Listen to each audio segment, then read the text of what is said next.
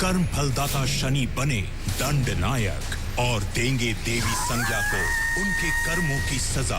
यह आपने क्या किया सूर्यदेव? मेरे लिए, एक छाया के लिए अपने प्राण क्यों दे दिए? मर जाने दिया होता मुझे।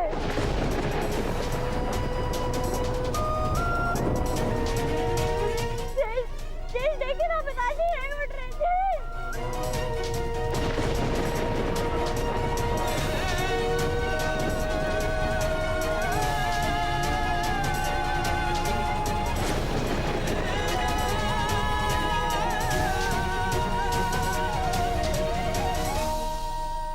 आपका वचन पूर्ण हुआ महादेव।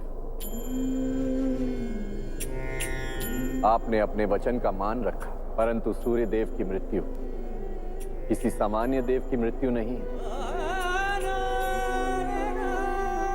सूर्य देव के अंत के साथ ही सृष्टि का अंत भी निश्चित हो चुका है। संतुलन बिगड़ना प्रारंभ हो चुका है। प्रकाश की अनुपस्थिति सृष्टि का नाश कर देगी।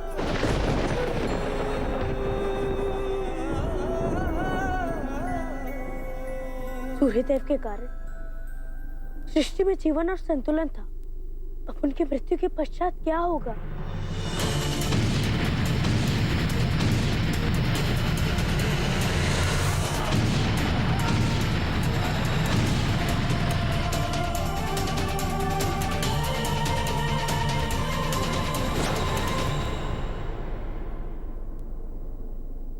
सूर्यदेव की मृत्यु के पश्चात अब हम सृष्टि को कैसे बचा पाएंगे महादेव?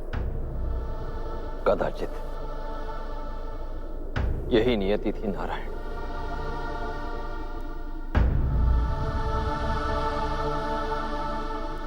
भूल मुझसे हुई है महादेव। मेरे दोनों शिष्यों के कारण ये सृष्टि इस भयंकर परिणाम के निकट पहुंच गई है। क्षमा कीजिए महादेव, क्षमा कीजिए। मैं असुर गुरु होने के नाते अपने कर्तव्य पालन में असफल रहा महादेव, असफल। जो हो गया उसे लौटाया नहीं जा सकता, परंतु अब जो नियम है उसका पालन होगा।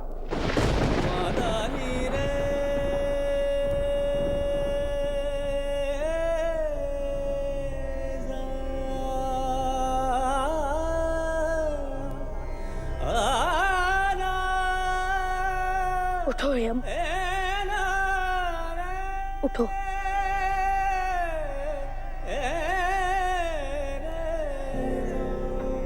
अपना कर्तव्य करो यम।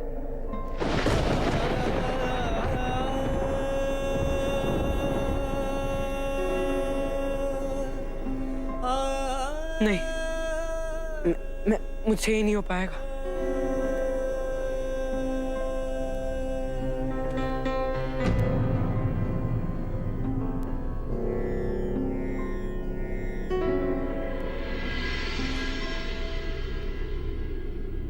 जिन सूर्यदेव ने अंतिम श्वास तक अपना कर्म किया, अपना धर्म निभाया, उन्हीं का पुत्र अपने कर्म से कैसे मुख मोड़ सकता है? तुम्हें अपने पिताश्री की आत्मा को मुक्ति देनी होगी अब।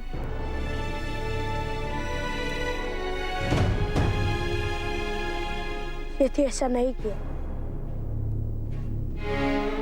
तो सूर्यदेव की आत्मा को क्लेश होगा, उनका बलिदान लज्जित होगा।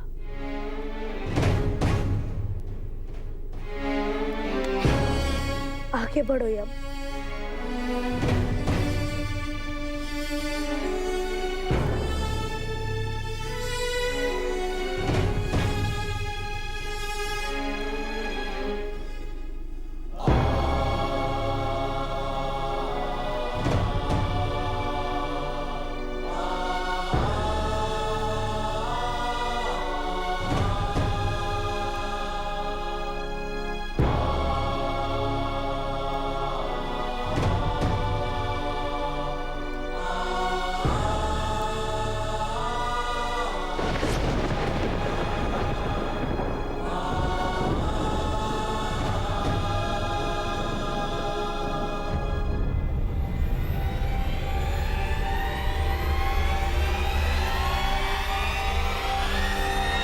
रुक जाओ यम।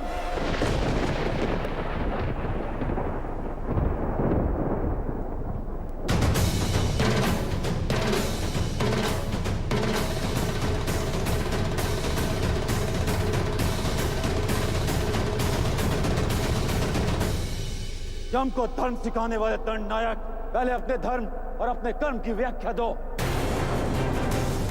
क्या यही दंड नायक का न्याय है?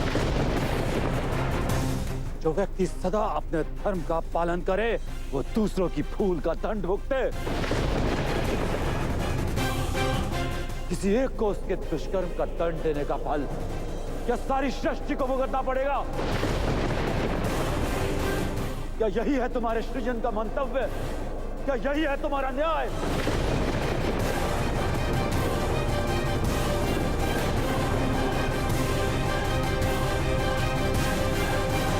सूर्यदेव की अर्धांगिनी हो तुम और उनके साथ वर्षों तक रही हो।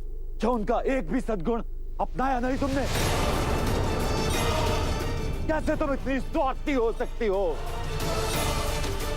अपनी जीत के आगे तुम्हें कुछ भी दिखाई नहीं दिया। अपने अहंकार को जीवित रखने के लिए तुमने मेरे पुत्र के प्राण गंवा दिए।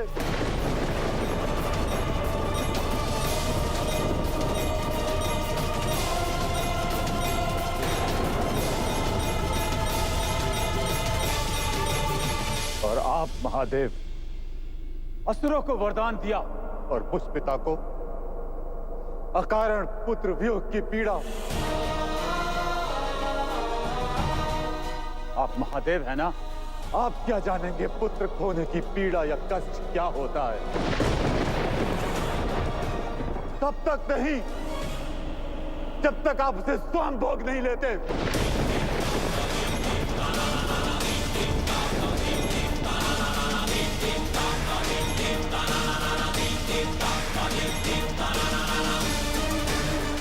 इसलिए मैं ऋषि कश्यप अपने पुत्र सूर्यदेव के मृत्युदेव को साक्षी मानकर आपको श्राप देता हूं। श्राप देता हूं।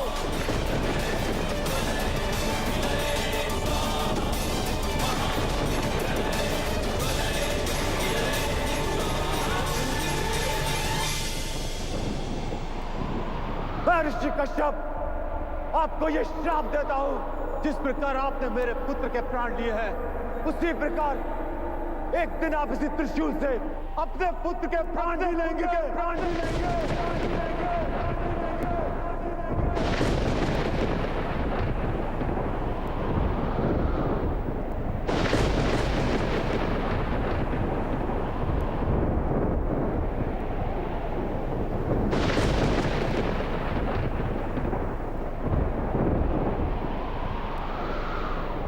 मुझे आपका श्राप स्वीकार है महर्षि कश्यप। अब प्रसन्न हो दंड नायक शनि? जिस पिता ने तुम्हें कभी नहीं अपनाया, आज वो संसार छोड़कर चले गए। अब तो तुम्हारी आत्मा को शांति मिल गई होगी ना? संतोष हो गया तुम्हारे मन को? इसमें शनि का कोई दोष नहीं। शनि केवल अपना कर्म कर रहा था, ठीक वैसे ही जैसे सूर्यदेव ने अपना कर्म किया और मैंने अपना कर्म निभाया। यदि यहां कोई दोषी है तो वो व्यक्ति जिसने इस दुर्घटना को जन्म दिया, जिसके कर्मों की कालिमा ने समस्त संसार को अंधकार में ढकेल दिया। और वो व्यक्ति स्वयं आप हैं देवी संज्ञा।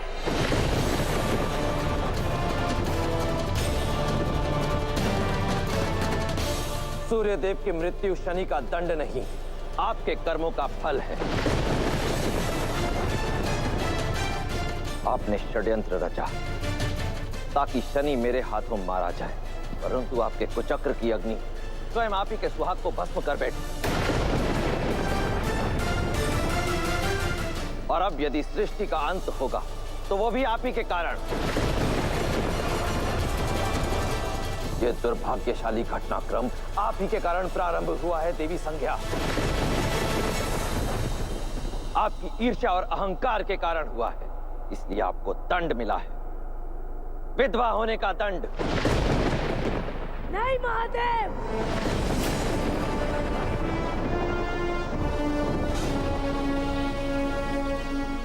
न्याय अभी पूर्ण नहीं हुआ है।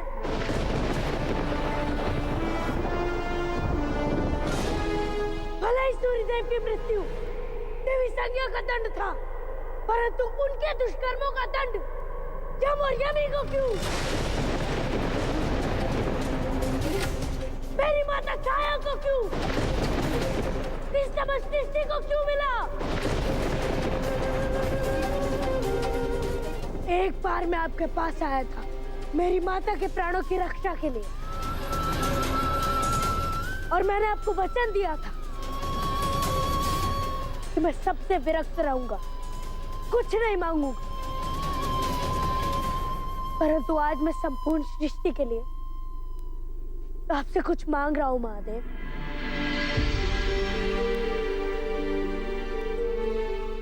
सूर्यदेव के प्राण लौटा दीजिए महादेव, सृष्टि का अंत मत होने दीजिए। शनि का तर्क उचित है महादेव,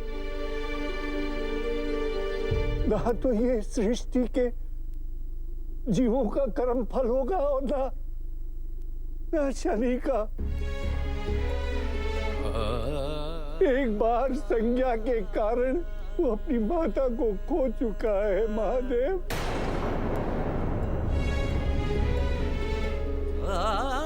क्या एक बार फिर उसे इसी कारण के लिए अपने पिता को खोना होगा? महादेव कृपा। ऊर्जा और तेज का स्वरूप उन्हें पुनः जीवित करने का केवल एक ही मार्ग शेष है। यदि उनकी अर्धांगिनी अपनी स्वेच्छा से अपनी जीवन ऊर्जा उन्हें दे दे, तो सूर्यदेव पुनः जीवित हो सकते हैं।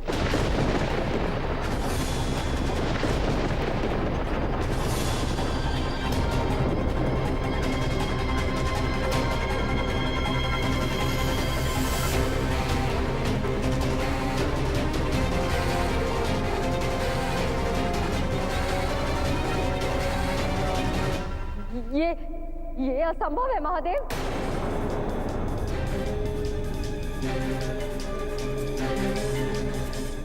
मैं ऐसा नहीं कर सकती। यदि मैं ही नहीं रही तो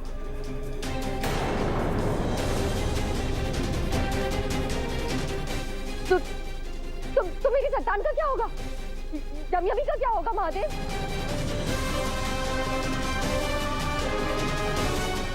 संतान को पिता से अधिक माता की आवश्यकता होती है।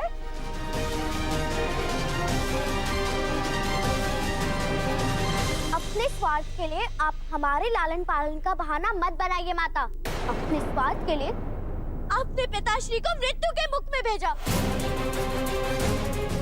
और अब उन्हें ऊर्जा देने से भयभीत है, क्योंकि आपका अंत हो जाएगा। मैंने सूर्यदेव को मृत्यु के मुख में नहीं भेजा यमी। मैंने उन्हें इस द्वंद से रोकने का भरसक प्रयास किया, परंतु उन्होंने मेरी एक नहीं मानी। मैंने अपना पति धर्म निभाया, परंतु ये सूर्यदेव का निर्णय था कि वो छाया को बचाए। महादेव, मैं बहुत लज्जित हूं कि संज्ञा मेरी पुत्री है। कोई और मार्ग भी तो होगा भोलेनाथ। मार्ग है पिताश्री।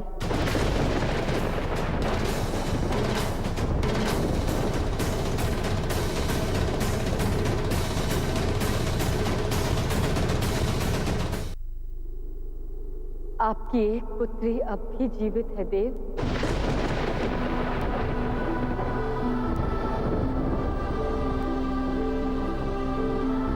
सूर्यदेव ने मुझे अपनी पत्नी स्वीकार किया है, इस नाते मैं भी उनकी अर्धांगिनी हूँ।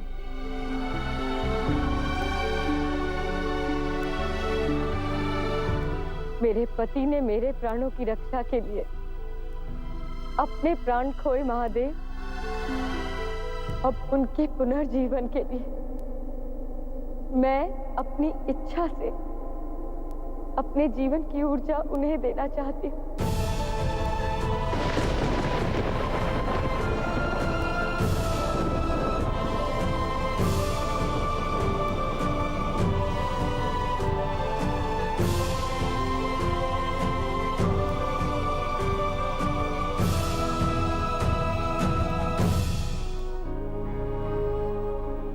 मैं जानती हूँ, मैंने तुम्हें वचन दिया था कि मैं तुम्हें छोड़कर कभी नहीं जाऊंगी,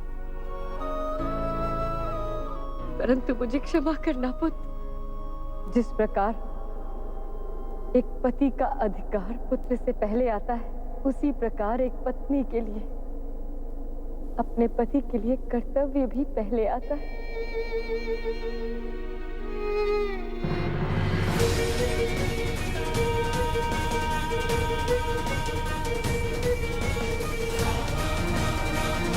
मेरा शरीर रहे ना रहे, तुम्हारी माता सदा तुम्हारे साथ रहेगी पुत्र।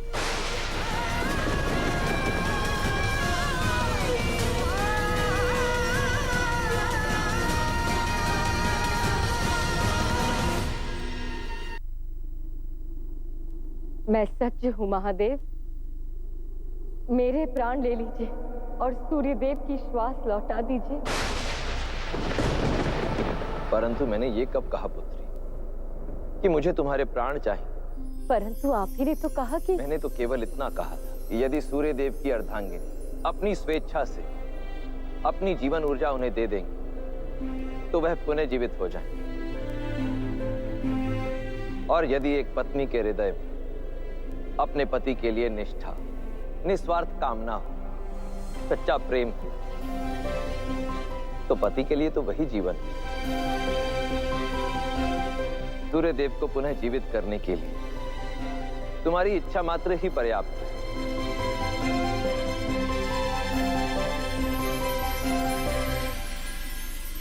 जो अपने संबंधों में निष्पाप हो और जो सृष्टि के कल्याण के लिए अपने प्राण देने को सज्ज हो, उसे दंड नहीं पुरस्कार मिलता है।